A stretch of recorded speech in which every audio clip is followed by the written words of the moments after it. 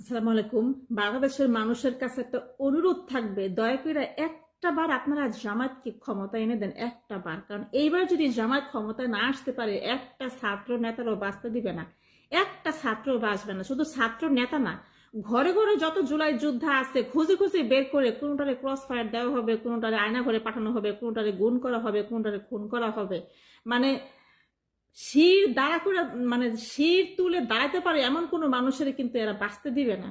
তো আপনাদের বাংলাদেশের মানুষের কাছে একটা অনুরোধ থাকবে, দয়া করে এই মানুষগুলোর বাঁচান। 1400, আপনারা যদি এইবার যদি জামায়াত ক্ষমতায় না আসতে পারে, এই 1400 ছাত্র যেই কারণে হচ্ছে যে জুলাইয়ের যুদ্ধে গেল, আন্দোলন করলো, শহীদ হলো, 1400 মার বুক খালি হইলো, 1400 পরিবার নিঃস্ব হইলো, যেই জন্য ওরা দেশের জন্য, যেই একটা ফ্যাসিস্টের তারাইয়া ওরা দেশটাকে সংস্কারের জন্য হচ্ছে যে নিজেদের জীবনটা দিয়ে গেছে।